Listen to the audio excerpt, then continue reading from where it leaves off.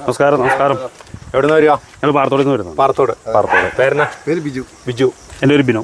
വീട്ടുകാരനാ പാറത്തോടിൽ? നെടുങ്ങാട്ട്. നെടുങ്ങാട്ട് നമ്മുടെ സാറൊക്കെ ഉണ്ടല്ലോ. സാറിൻ്റെ മാനാണ്. സാറിൻ്റെ മാനാണോ? ഞങ്ങളുടെ രണ്ടുപേരും. ശരി കൊള്ളാം.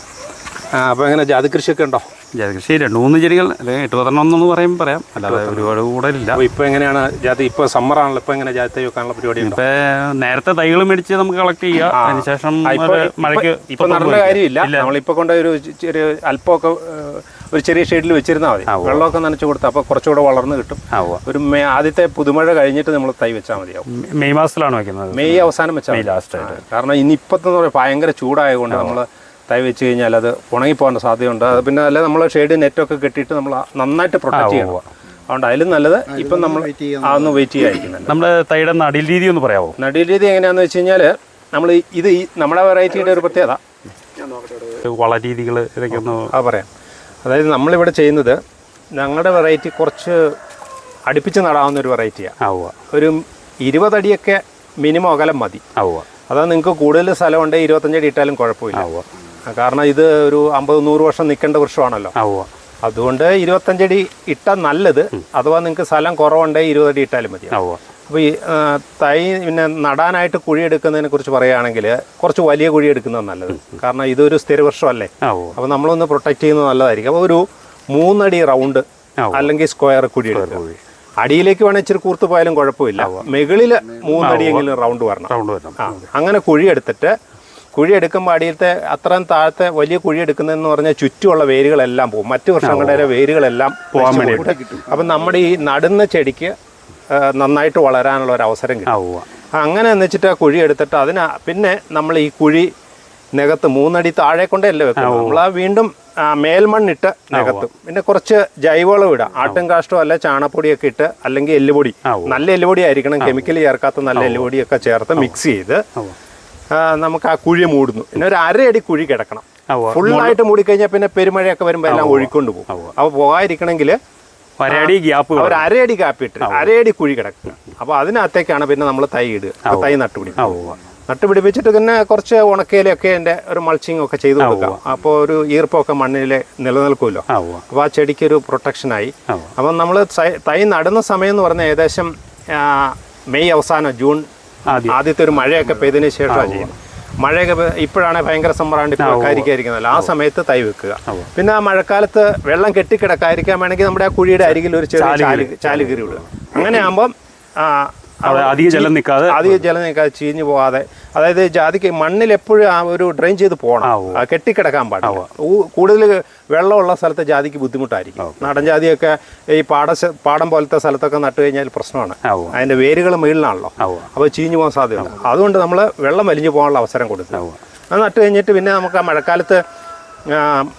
മഴക്കാലം കഴിയുമ്പോഴത്തേക്കും അത് വളർന്നു തുടങ്ങും. പിന്നെ സമ്മർ ആകുമ്പോഴത്തേക്കും ഒരു ഷെയ്ഡൊക്കെ ഒരു ഗ്രീൻ നെറ്റ് മേളിൽ വേണം കാണിച്ചു തരാം. ഗ്രീൻ കാണിച്ചു തരാം. അപ്പോൾ നമ്മൾ ഈ തൈ നടുന്നത് നമ്മുടെ വരുന്നത് ഈ കാട്ടുജാതിയിൽ ബഡ് ചെയ്തേക്കണാണോ അതോ നാടനിൽ ബഡ് ചെയ്തിരിക്കുന്നതാണോ? ഇപ്പം നമ്മൾ നാടൻ ജാതിയിലാണ് കൂടുതൽ ബഡ് ചെയ്യുക. കാട്ടുജാതിയിൽ ബഡ് ചെയ്യാറുണ്ട്. പക്ഷെ അതെന്നാന്ന് വെച്ചാൽ വെള്ളം ഒഴിക്കാൻ ബുദ്ധിമുട്ടുള്ള ആൾക്കാർക്ക് ആണ് കാട്ടുജാതിയിൽ ചെയ്യുന്നത്. അത് കാരണം അതിൻ്റെ കാട്ടുജാതിയുടെ വേര് കൂടുതൽ അടിയിലേക്ക് പോകും. അതുകൊണ്ട് വേനൊക്കെ അതിന് വെള്ളം ഒഴിച്ചില്ലെങ്കിലും കുഴപ്പമില്ല. അതേസമയം നാട്ടുജാതിയുടെ വേരുകൾ മുഴുവൻ മേളിലാണ്. അപ്പം നമ്മൾ ഇട്ട് കൊടുക്കുന്ന വളമെല്ലാം നാട്ടുജാതിയാണ് എടുക്കും. പക്ഷെ കാട്ടുജാതി എടുക്കാമെന്ന് പറയാൻ പറ്റില്ല. അപ്പോൾ ഇത് സമ്മറിലാണെങ്കിൽ നമ്മൾ ഇതുപോലെ ഒരു നെറ്റ് കെട്ടി കൊടുക്കണം. 4 കാല് കൊടുത്തിട്ട് നമ്മൾ പ്രൊട്ടക്ട് ചെയ്യാൻ പറ്റും. ഇപ്പൊ കമ്പ് ഇളകിപ്പോയതാ. അപ്പൊ ഇങ്ങനെ കൊടുത്തിട്ട് നമ്മൾ ഇതിപ്പോ കഴിഞ്ഞ വർഷം വെച്ച ഒരു ജാതി. അപ്പൊ ഇത് നമ്മൾ ഏത് സമയത്താണ് ഇത് കെട്ടിക്കൊടുക്കേണ്ടത്? കെട്ടിക്കൊടുക്കേണ്ട ഒരു ജനുവരി മാസം ആകുമ്പോൾ തന്നെ കെട്ടിക്കൊടുക്കുക. അങ്ങനെ ആകുമ്പോൾ ഷെയ്ഡ് കിട്ടും. ഒരു 50% ഷെയ്ഡ് കൊടുത്താൽ അത് കഴിഞ്ഞിട്ട് നനയോ ആഴ്ചയിൽ ഓരോ തവണ നനയ്ക്കണം. പിന്നെ കുറച്ച് ചപ്പെല്ലാം വാരി എൻ്റെ ചൂടിലിട്ടിരിക്കുക. ഇത് എത്ര വർഷമായ തൈയാണ് നമ്മൾ ബഡ് ചെയ്തിട്ട്? ഇതിപ്പം 1.5 വർഷമായ തൈ ആയിരുന്നു ഇപ്പൊ 1 വർഷമായി. 2 വർഷം ആകുന്നേ ഉള്ളൂ. ഒരു 1.25 വർഷമായിട്ടുണ്ട്. ഇത് 3 വർഷം ആകുമ്പോൾ കായ്ച്ചു തുടങ്ങും. അതെ. ഫസ്റ്റ് വെറൈറ്റിയുടെ പത്രിക്കെട്ടി നമുക്ക് 3.5 ഗ്രാമാണ് ശരാശരി. ഏറ്റവും നല്ലതിന് 4 മുകളിലേക്ക് കിട്ടും. പക്ഷെ ഒരു 3.5 ഗ്രാമാണ് കിട്ടുക. അപ്പൊ ഇത് മഞ്ഞയാണോ അതോ ചോപ്പാണോ? ചോപ്പാണ്. മട്ട് കഴിഞ്ഞിട്ട് ഉടനെ വളം നമ്മൾ പിന്നെ എപ്പോഴൊക്കെയാണ് കൊടുക്കുന്നത്? അപ്പോൾ ആദ്യം കൊടുക്കുന്ന അടിസ്ഥാനവളം കൊടുക്കുന്നു 2 മാസം. അപ്പോൾ ആദ്യം ജൈവവളം ഇഷ്ടം പോലെ ഇട്ടു. അതുകൊണ്ട് പിന്നെ ഒരു 2 മാസം കൂടുമ്പോൾ ഒരു പിടി രാസവളം കൊടുക്കുക, അത് NPK കൊടുക്കാം. അതാകുമ്പോൾ അതിനകത്ത് അത്യാവശ്യം ചെടിയുടെ വളർച്ചയ്ക്കും സ്റ്റെമ്മിന്റെ വളർച്ചയ്ക്കും അതുപോലെ തന്നെ ഇലകളുടെ വളർച്ചയ്ക്കും ഒക്കെ ഉള്ള മൂലകങ്ങൾ അതിനകത്ത് NPK-യിലുണ്ട്. അപ്പോൾ അത് കുറച്ച് കൊടുത്താൽ. ഇനി എന്തെങ്കിലും കീടനാശിനികൾ എന്തെങ്കിലും കൊടുക്കേണ്ടതായിട്ട്? കീടനാശിനി എന്ന് പറഞ്ഞു കഴിഞ്ഞാൽ നമ്മൾ ബോഡോ മിശ്രിതം മാത്രം കൊടുത്താൽ മതിയാവും. അതായത് മഴക്കാലത്താണ് ഈ ഫംഗൽ രോഗങ്ങളൊക്കെ ഉണ്ടാവും. വേരിചീച്ചിൽ എന്ന് പറഞ്ഞാൽ വെള്ളം കെട്ടിക്കിടന്നെങ്കിലൊക്കെ ആവുള്ളൂ. അങ്ങനെ വരുമ്പോൾ COC ഒക്കെ ഒന്ന് ട്രെഞ്ച് ചെയ്ത് കൊടുക്കുക എന്നുള്ള പരിപാടിയുണ്ട്. അല്ലെങ്കിൽ അല്ലാത്ത സമയത്തൊക്കെ നമുക്ക് പ്രത്യേകിച്ച് വലിയ കേടുകൾ വരുന്നില്ല. പിന്നെ ഈ ബോഡോ മിശ്രിതം, അതായത് മഴക്കാലം തുടങ്ങുന്ന ഉടനെ ഒരു ബോഡോ മിശ്രിതം അടിക്കുക. പിന്നെ മഴ കഴിഞ്ഞ ഉടനെ, അതായത് സെപ്റ്റംബർ ഒക്ടോബർ ഒക്കെ ആകുമ്പോൾ ഒരു തവണ. അപ്പോൾ ആ 2 തവണ കൊടുക്കുവാണെങ്കിൽ പിന്നെ ഈ പെട്ടെന്നുള്ള മഴക്കാലത്തുണ്ടാകുന്ന ഫംഗൽ രോഗങ്ങളിൽ നിന്നൊക്കെ നമുക്ക് രക്ഷപ്പെടാം. അപ്പോൾ ഇത് ജൂൺ മാസത്തിലും കൊടുക്കണം, ജൂണിലും പിന്നെ സെപ്റ്റംബറിലും ഒക്ടോബറിലും. അതായത് ഒരു 60 ദിവസത്തെ ഇടവേളയിൽ കൊടുക്കുന്നതാണ്. അപ്പോൾ എത്ര ശതമാനത്തിനാണ് കൊടുക്കുന്നത്? 1%. 1 കിലോ കക്ക, 1 കിലോ തുരിശ് മിക്സ് ചെയ്തിട്ട് 100 ലിറ്റർ വെള്ളം. അപ്പം അങ്ങനെ സ്പ്രേ ചെയ്ത് കൊടുത്താൽ. അതെ. അപ്പോൾ ഈ ചെറുപ്രായത്തിൽ തന്നെ നമ്മൾ അങ്ങനെ തന്നെ കൊടുക്കേണ്ടതുണ്ടോ? ചെറുപ്രായത്തിൽ വലിയ പ്രശ്നമില്ല. ചെറുപ്രായത്തിൽ അതിന് കൊടുക്കുന്നതുകൊണ്ട് കുഴപ്പമൊന്നുമില്ല. കഴിച്ചു കൊടുക്കുമ്പോഴാണ് നമ്മൾ സ്വാഭാവികമായിട്ട് കൊടുക്കേണ്ടത് അല്ലേ? കുറച്ച് വലിയ ചെടികൾക്കാണ്, കാരണം അതിനുള്ള ഫംഗൽ, അതിന് കായകളൊക്കെ ഉണ്ട്, അതിന് കേടുവരാൻ ഇതിനും ചെറുതിനും കൊടുക്കുന്നത് കുഴപ്പമില്ല. ഏത് സമയത്താണ് നമുക്ക് ഈൽഡ് കിട്ടുന്നത്? നമുക്ക് ഒരു ചെടിയിൽ നിന്ന് ഈൽഡ് ഇപ്പം നമ്മുടെ ഇവിടുത്തെ സീസൺ ജൂൺ ജൂലൈയാണ്. നാട്ടുപ്രദേശമൊക്കെ മെയ് ആകുമ്പോഴത്തേക്കും റെഡിയാകും. പക്ഷേ ഇവിടെയൊക്കെ ഒരു ജൂൺ ആകുമ്പോഴത്തേക്കും കായായി തുടങ്ങും.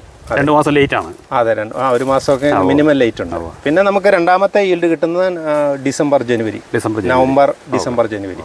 അപ്പോൾ ഒരു വർഷത്തിൽ 2 തവണയാണ് നമുക്ക് ഈൽഡ് കിട്ടുക. ഒരു കാ റെഡിയായി വരണമെങ്കിൽ നമുക്കൊരു 9 മാസം 9 to 10 മാസം സമയം എടുക്കും കാ റെഡിയാണെങ്കിൽ. അതെ, ഞാൻ ഇതിലെ തന്നെ നിങ്ങൾക്ക് വേറെ കാ കാണിച്ചു തരാം. ഇപ്പം ഇത് കണ്ട, ഇത് നോക്ക്, ഇതിപ്പോൾ ഒരു നെല്ലിക്ക പരുവം കഴിഞ്ഞു. പിന്നെ വേറെ കാണിച്ചു തരാം. ഇത് കണ്ട, ചെറുതുണ്ടോ? അപ്പോൾ ഒരു വർഷത്തിലൊരു 3-4 തവണ പൂവുണ്ടാവും. പക്ഷെ നമുക്ക് 2 ഈൽഡാണ് കിട്ടുക. 2 എണ്ണമാണ് ഒരു വർഷത്തിൽ റെഡിയായി കിട്ടുക. ഇത് ഏകദേശം ജൂണൊക്കെ ആകുമ്പോഴത്തെ റെഡിയാവും. ഇത് കണ്ടോ, ഇത് കുറച്ചുകൂടി വലുതല്ലേ? അതേസമയം ഇത് നോക്കൂ, ഇത് ചെറുത്. പിന്നെ ചെറിയ പൂ ഇവിടെ ഉണ്ടാവുന്നുണ്ട്. ഇതുണ്ടോ, കുറേ ഉണ്ടാവുന്നുണ്ട്, കാണാവോ? കണ്ടോ? അത് ഉണ്ടായി വരുന്നത് ആൺപൂവാണോ? അല്ലല്ല, അത് പെൺപൂവാണ്. ഇത് പെൺജാതിയെ പെണ്ണ് തന്നെയാണ് ഏകദേശം ഉണ്ടാകുക. പിന്നെ ആൺജാതി, ഇതിന്റെ ഈ ഒരു സൈഡ് ആൺജാതി ഉണ്ട്. അത് ഞങ്ങൾ എന്നാന്ന് വെച്ചാൽ ബഡ് ചെയ്തപ്പോൾ ബഡ് ചെയ്തിരുന്നപ്പോൾ അത് ആൺജാതി ആയിരുന്നു. അപ്പൊ അതിന്റെ ഒരു ബ്രാഞ്ച് അവിടെ നിർത്തിയിട്ടുണ്ട്. ഇത് നോക്കാം, ഇത് ആൺജാതിയാ. ആൺജാതി എങ്ങനെ തിരിച്ചറിയാന്ന് വെച്ച് കഴിഞ്ഞാൽ ഇതിന്റെ ഇങ്ങനെ നോക്കാം, ഇതിന്റെ കൊല കുത്തി പൂക്കളുണ്ടാവും അല്ലേ? കൊല കുത്തി ഉണ്ടാവും, കൂടുതലെണ്ണം ഇങ്ങനെ ഉണ്ടായിക്കൊണ്ടിരിക്കും. ഇതൊന്നുമല്ല, ഇത് കൂടുതലുണ്ടാവും, ഒരുപാടെണ്ണം ഉണ്ടാവും. ഇതുണ്ടോ, ഇങ്ങനെ അടുപ്പിച്ചടുപ്പിച്ച് കൂടുതൽ കണ്ടിട്ടുണ്ട്. അത് ആണാന്ന് കുട്ടിയാണ്. പിന്നെ നമുക്കത് തിരിച്ചറിയാൻ ഒരു മാർഗമുണ്ട്. അത് തുറന്നു നോക്കിയാൽ മതി. ഇങ്ങനെ കായെടുക്കുക, ഇതിങ്ങനെ ഒന്ന് പൊളിച്ചു നോക്കുക. കേട്ടോ, ഇതിനകത്ത് ഒരു ജീരകം പോലെ നീളത്തിലാണെങ്കിൽ ആണായിരിക്കും. അതേസമയം പെണ്ണാണെങ്കിൽ ഇതിന്റെ ഈ അടിവശം ഉണ്ടല്ലോ, ഇവിടെ ഉരുണ്ടിരിക്കും. അതാണ് പിന്നെ കായായിട്ട് വരിക. അത് കാണിച്ചു തരണം? വേണേ കാണിച്ചു തരാം. വേണ്ട, ഓക്കെ, മനസ്സിലായിട്ടുണ്ടല്ലോ അല്ലേ? പിന്നെ നമുക്ക് ജലസേചനം എങ്ങനെ കൊടുക്കാൻ സാധിക്കും? സ്പ്രിംഗ്ലർ എങ്ങനെയുണ്ട്? എന്തെങ്കിലും സിസ്റ്റം ചെയ്ത് വെക്കുവാണെങ്കിൽ നല്ലതാണ്. നമുക്ക് സമയം ലാഭിക്കാമല്ലോ. സ്പ്രിംഗ്ലർ വെച്ച് കൊടുക്കുവാണെങ്കിൽ നല്ലതാണ്. അതോ ഡ്രിപ്പറാണോ നമുക്ക് സൗകര്യം? വെള്ളം കുറവാണെങ്കിൽ ഡ്രിപ്പ് ചെയ്യുക. കാരണം ജാതിക്ക് കൂടുതൽ വെള്ളം വേണ്ടതല്ലേ, അപ്പൊ പിന്നെ സ്പ്രിംഗ്ലർ ആയിരിക്കുമോ അതിന്റെ ഒരു? ഡ്രിപ്പ് ആണെങ്കിലും കുഴപ്പമില്ല. അന്നേരം കണ്ടിന്യൂസ് ആയിട്ട് ഒരു സമ്മറിൽ മുഴുവൻ ഇട്ടേക്കണം.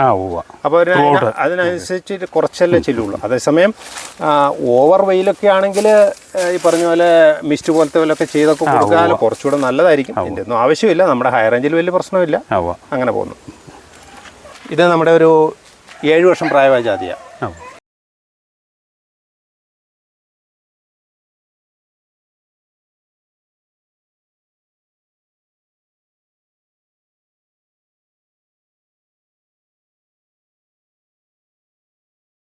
ഇതിച്ചിട്ട് വളർന്നതാണ്. അതെ. നമ്മൾ ബോഡോമിസ് അടിച്ചിരിക്കുന്നതാണ്. അടിച്ചിട്ടുണ്ടായിരുന്നു. ഇതിപ്പോൾ ഇതിപ്പോൾ 1.5 വെള്ളം ഒഴിക്കണം. ഒരു സ്പ്രേ. അതെ.